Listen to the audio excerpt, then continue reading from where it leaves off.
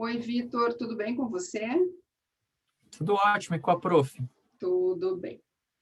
Então, Vitor, a gente está fazendo esse bate-papo para conversar sobre a estabilização da tutela antecipada, antecedente, e aplicação prática. Você tem vivenciado muito essa aplicação prática, por isso eu escolhi você para a gente conversar sobre isso. Antes de mais nada, eu queria que você se apresentasse para o pessoal. E aí, pessoal, tudo bem com vocês? Eu sou o Vitor Malikoski, eu atuo aproximadamente 2 anos aí com direito processual civil e direito processual tributário. Eu já tenho muita experiência em pesquisas teóricas, eu tenho alguns artigos escritos sobre a matéria, em especial sobre a estabilização, e eu venho utilizando muito mesmo esse instituto tanto das tutelas provisórias quanto da estabilização da tutela antecipada antecedente no processo tributário. E hoje eu vou compartilhar com vocês algumas experiências que eu tenho vivenciado na prática. Vitor, e me conta uma coisa, faz quanto tempo que você é advogado? Advogado, aproximadamente há 1 mês que eu fiz o meu juramento Nossa, perante a OAB. faz um mês só, Mas, né? mas entre estágio, entre ser paralegal no escritório que eu estou, por exemplo, já faz mais de 2 anos na advocacia tributária, no direito tributário, no processo tributário. Mas advogando, como advogado, agora faz pouco tempo, mas bastante vivência aí com o direito tributário. E também com o processo civil. O Vitor foi um dos melhores alunos meus lá da FAI, né? Desde a primeira aula que eu dei de processo civil para a turma dele, ele já se sobressaiu e, inclusive, participou de uma pesquisa na FAI justamente sobre a estabilização da tutela antecipada antecedente e escreveu o seu TCC sobre o mesmo assunto, né? Por isso a gente vai conversar um pouquinho sobre isso.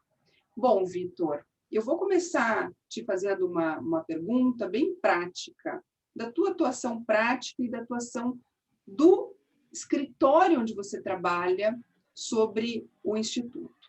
Bom, você tem vivenciado, então, a estabilização da tutela no processo tributário, em especial na situação de obtenção de certidão negativa ou positiva com efeitos de negativa. Conte para a gente um pouco mais sobre essa tua experiência. Vamos lá, então. O CTN, os artigos 205 e 206 do CTN, ele prevê as possibilidades de como você vai obter uma certidão negativa ou uma certidão positiva com efeitos de negativo, que vai ter o mesmo efeito. O que a certidão serve? Para você comprovar a sua regularidade fiscal perante o fisco, seja o fisco estadual, municipal ou federal. No processo tributário, a gente utiliza bastante esse instituto. E como que funciona na prática? Quando você tem um débito tributário, esse débito tributário ele é constituído através de um lançamento e também a gente chama de auto de infração. E a partir disso, você pode apresentar impugnações e recursos na esfera administrativa. Fica lá um tempo discutindo. Durante essa discussão, esse débito tem a sua exigibilidade suspensa. E quando você tem um débito com a exigibilidade suspensa, você pode ter a expedição de uma certidão positiva com efeitos negativos. Isso acontece, quando acaba esse processo administrativo, o fisco ele tem 5 anos para vir e cobrar e exigir esse débito, através de um processo chamado processo de execução fiscal. O que acontece? Quando acaba o processo administrativo, você também tem o fim da suspensão da exigibilidade desse débito. A exigibilidade dele está ativa. Se a exigibilidade está ativa, você já não tem a certidão negativa ou a certidão positiva com efeitos de negativa. É aí que entra a tutela antecipada antecedente e a sua estabilização para você tentar obter uma certidão negativa ou uma certidão positiva com efeitos de negativo. Justamente O que acontece? Nesses 5 anos... Desculpa, Vitor. Pode perguntar, fica à vontade, prof. Pode complementar. Então, justamente nesse período entre o término do processo administrativo e a propositura da execução fiscal, existe um hiato que pode acabar prejudicando esse contribuinte que precisa da certidão. É isso, né? Exatamente. Muitas vezes, muitas empresas necessitam apresentar essas certidões de regularidade fiscal ou seja, para você ganhar um benefício fiscal, para você participar de um procedimento licitatório, para você firmar um contrato com o poder público, ou até mesmo com entes privados. Você precisa demonstrar a sua regularidade fiscal, que você está em dia perante o fisco. E, por exemplo, vamos pensar na situação que acabou o processo administrativo, você tem um débito ativo, você não consegue emitir a sua certidão negativa, está com a certidão positiva e você precisa participar de um determinado procedimento licitatório, com determinada urgência. Vamos pensar que daqui 10 dias você tem que entregar, você tem que fazer a sua inscrição nesse procedimento licitatório e você precisa apresentar a sua certidão. Desespero e aí, como total. que fazer? Porque você vai poder apresentar a sua garantia somente quando o fisco ajuizar a ação de execução fiscal para cobrar aquele débito. Você vai ter um prazo lá de 5 dias para você garantir o juízo e depois opor os embargos à execução fiscal e se defender desse débito. E agora, o que eu faço? Como que eu faço para obter a certidão se eu tenho que esperar a execução fiscal?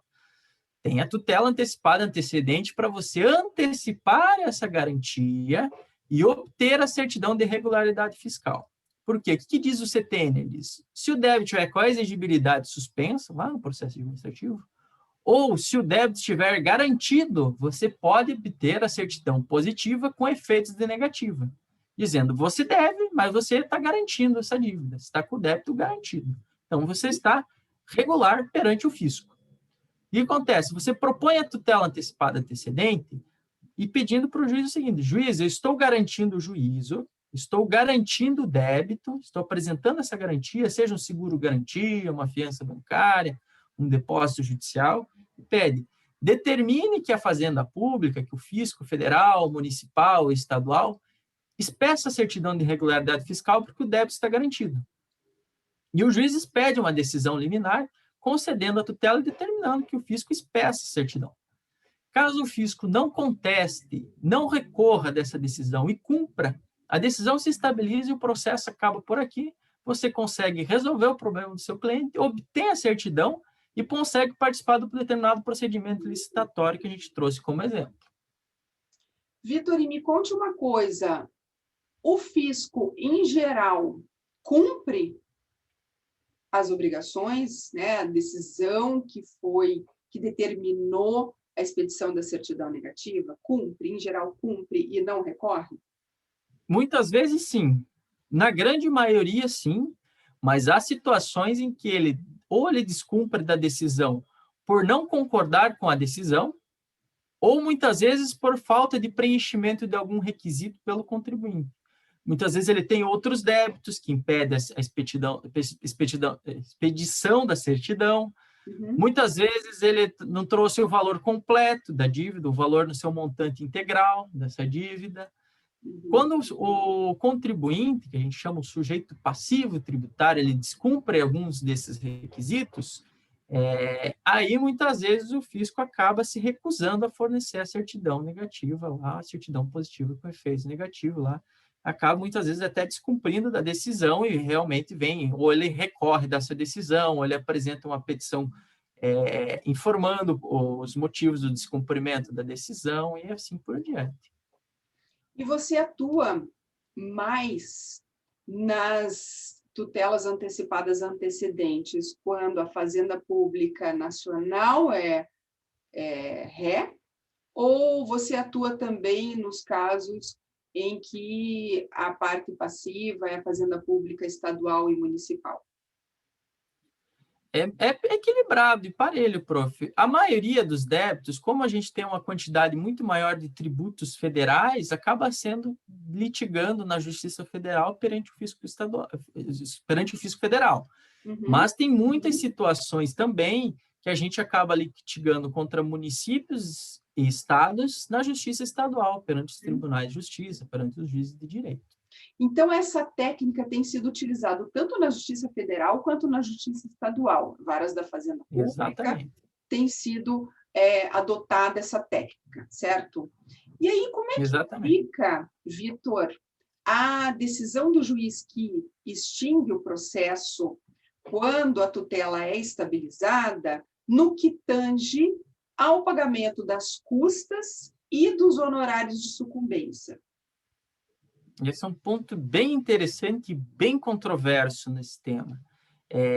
Existe uma teoria doutrinária que diz que a estabilização tem uma natureza jurídica monitória. O que acontece? Porque lá na ação monitória, quando a parte cumpre a decisão, ela cumpre o mandado monitório e ela não recorre, ela não apresenta defesa, ela não apresenta os embargos monitórios, há uma previsão no CPC de isenção das custas processuais e honorários advocatícios sucumbenciais no percentual de 5% lá sobre o valor da causa ou o proveito econômico obtido. Existe uma corrente doutrinária defendendo essa aplicação, mas a maioria dos tribunais não aceitam essa possibilidade. Mas tem outras possibilidades, afastando muitas vezes as condenações e honorários sucumbenciais.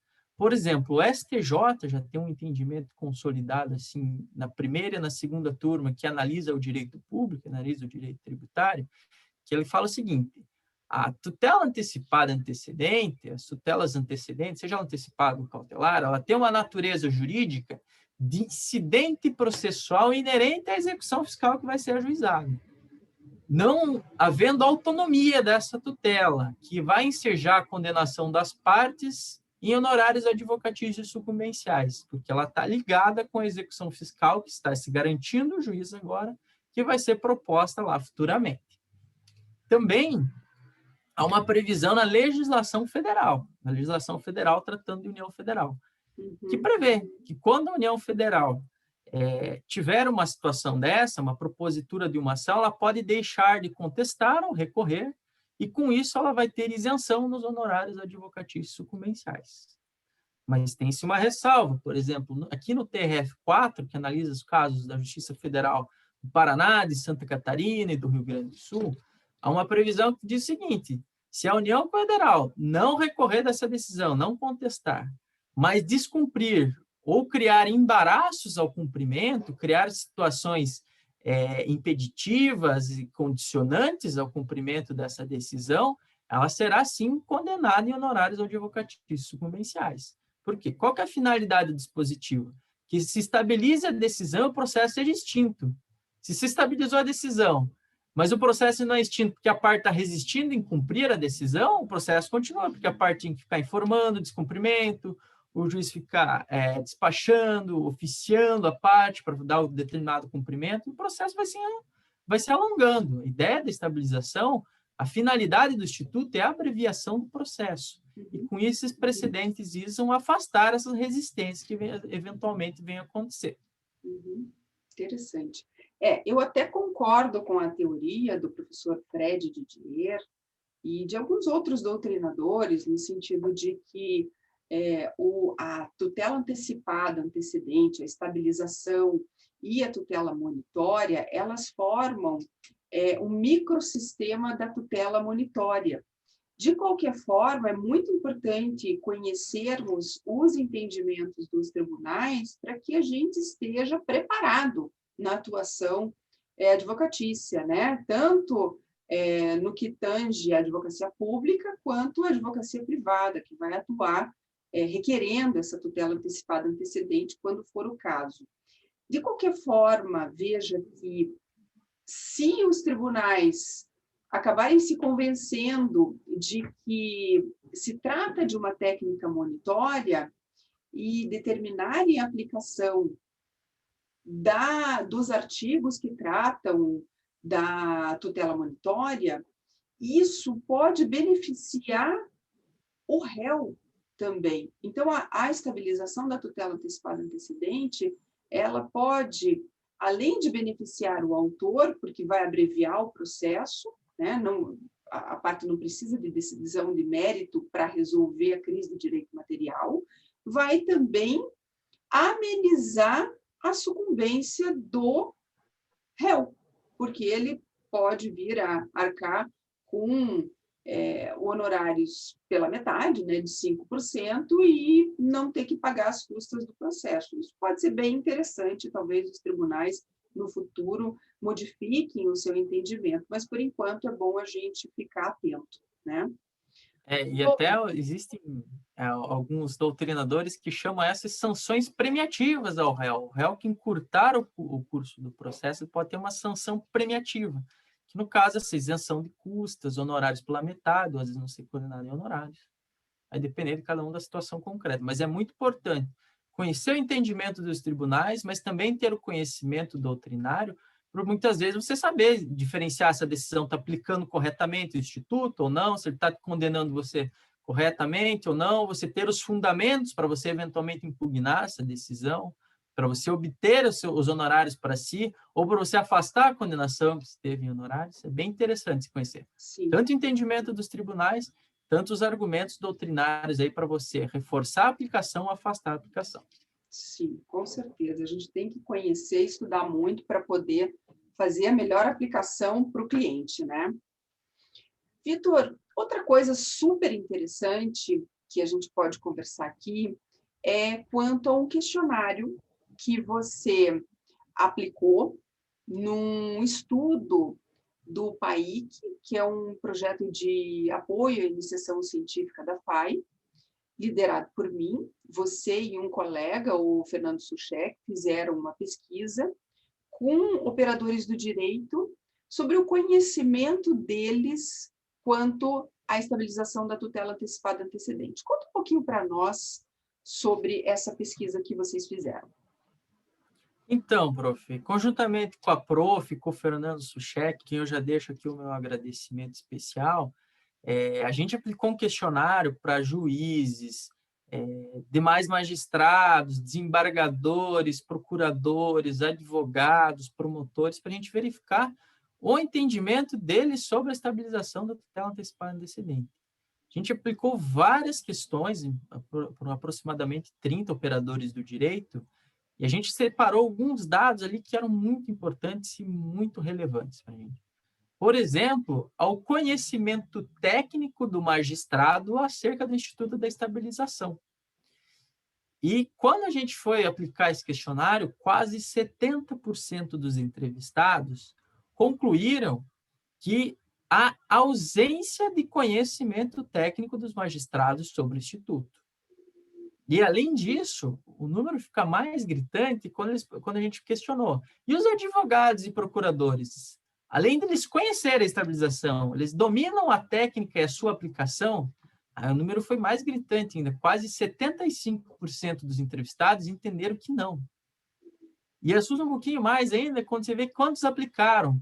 Que nessa época, quando a gente aplicou o questionário entre 2018 e 2019, em 2019 a gente divulgou esses dados, através do artigo que a gente escreveu no final da iniciação científica, somente 15% dos entrevistados haviam vivenciado casos ou aplicado a estabilização.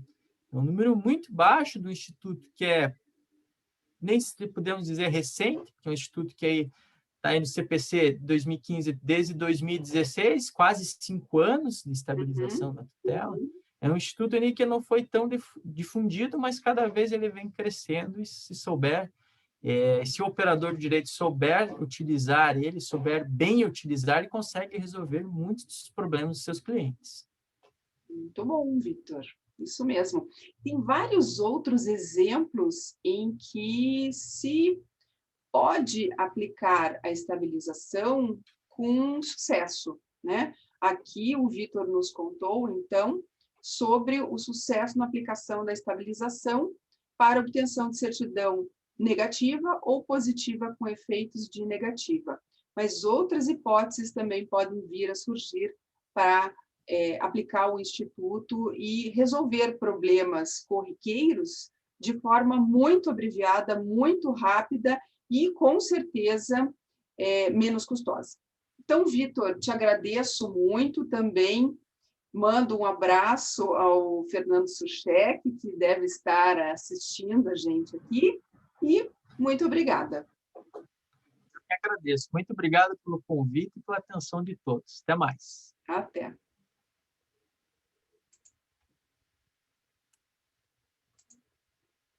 Gravou, prof?